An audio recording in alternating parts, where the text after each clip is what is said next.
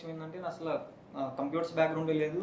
ఉమ్. ఏదైనా MNC companies కానీ ఏదైనా స్టార్ట్అప్ కంపెనీస్కి వెళ్ళాలంటే బ్యాక్గ్రౌండ్ కంప్యూటర్స్ ఉంటేనే వాళ్ళు యాక్సెప్ట్ చేస్తారు, మంచి కెరియర్ గ్రోత్ ఉందని అనుకున్నాను సార్. తర్వాత అర్థమైన విషయం ఏంటంటే కోడింగ్ స్కిల్స్ ఉంటే ఏ బ్యాక్గ్రౌండ్ చూసినా సరే మంచి కెరియర్ గ్రోత్ ఉంటుందని తర్వాత అర్థం చేసుకున్నాను. అది ఆటోమేటిక్గా వాళ్ళు మీ ఫ్రెండ్స్ని చూస్తే నీకు అర్థమైంది, వాళ్ళు ఎవరో గైడెన్స్ తీసుకొని వెళ్ళిపోయారు. సో అప్పుడు టర్న్ తీసుకున్నావు ఇక.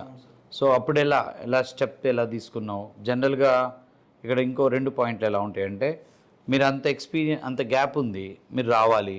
3.8 అంటే మళ్ళీ ఇక్కడికి ఫ్రెషర్ వస్తే 20,000 25,000 అంటే 20,000-25,000 కంటే ఎక్కువ రాదు.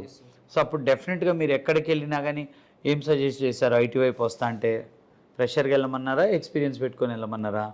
అంటే మోస్ట్లీ నేను కన్సల్ట్ చేసిన ఇన్స్టిట్యూట్స్ మొత్తం ఏవైతే ఉన్నాయో ఎక్స్పీరియన్స్ మీద వెళ్తేనే మీకు శాలరీ మంచిగా అనిపిస్తుంది, ఇప్పుడు ఉన్న దాని మీద ఎక్కువ వస్తుంది. మళ్ళీ ఫ్రెషర్గా జాయిన్ అయితే ఇప్పుడు మీరు సంపాదించిన దానికంటే చాలా తక్కువ సంపాదిస్తారు.